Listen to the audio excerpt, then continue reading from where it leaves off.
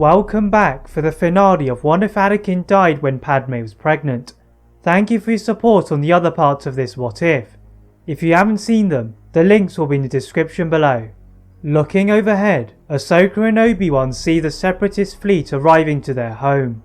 Running to the temple, they make their way through the crowds of rushing knights and masters and to the council tower.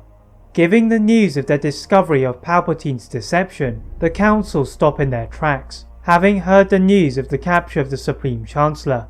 With proof of the treachery of Palpatine, the Jedi decide to go straight for Grievous's flagship.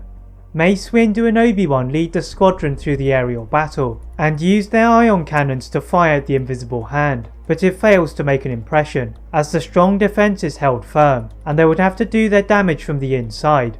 Windu and Obi-Wan quickly lose the supporting fighters alongside them, and crash into Grievous's hangar. Going straight for the bridge, they are greeted by the cyborg himself.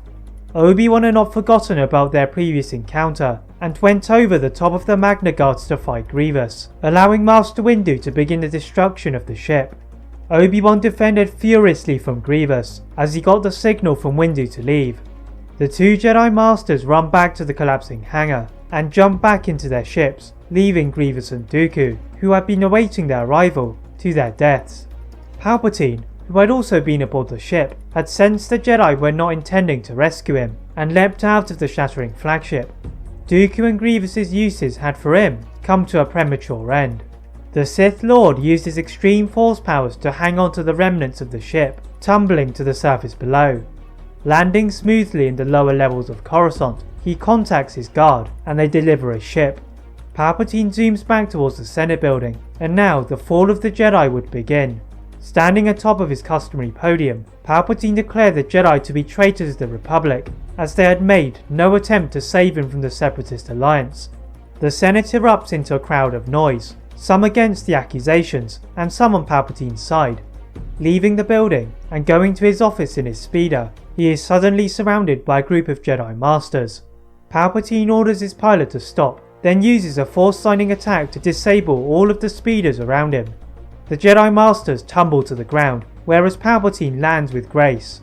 Summoning his lightsabers into his hands, he begins to annihilate any Jedi around him, and executes Order 66. Walking into the temple, he expected to see the bodies of Jedi on the floor, and the clone troopers to take over, but the Jedi was standing strong. Turning behind him, the Sith Lord sees himself surrounded by several council members. Mace Windu points his lightsaber at Palpatine, declaring his reign to be over. The Sith Lord leapt backwards onto a higher floor, aiming to isolate the Jedi, but they were tracking his every move.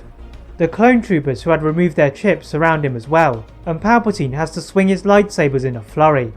The Jedi start to fall, and the foundations of the temple begin to collapse. Luring them outside, Palpatine continues his destruction, projecting bodies of Jedi and clones, scattering them across the area. Obi-Wan, Windu and Yoda have had enough of the carnage, and Obi-Wan uses a little bit of his dark side energy to deal the killing blow. The whole battle hushes into silence as the exhausted Jedi are carried away by temple healers. Taking a moment to gather his breath, Obi-Wan receives a transmission from Ahsoka, and he rushes away from the chaos.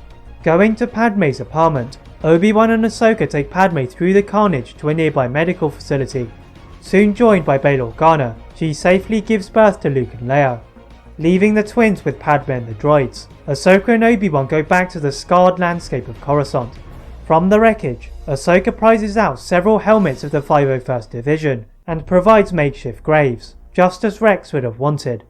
Going into the temple, she joins Obi-Wan, whose eyes had returned to their normal colour, and together they go to the council chambers. The council members are seated, and Yoda asks Obi-Wan to take his place as Grand Master of the Order, as he recognised that the Order needed a new direction. Obi-Wan refuses the offer, as he maintains his promise to train Luke and Leia with Ahsoka.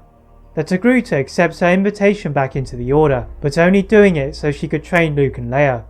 Leaving the council chamber, and his seat in memory of Anakin, Obi-Wan joins Ahsoka, and they walk into the sunset, and to a new beginning. That is it for What If Anakin Died When Padme Was Pregnant. If you enjoyed this, please like this video, turn on your notification bell, and subscribe to this channel and my other channel What If Films for more What Ifs. And as always, Leave a comment on what if you'd like to see next, and how I can improve my videos. Thank you all very much for watching, and see you next time.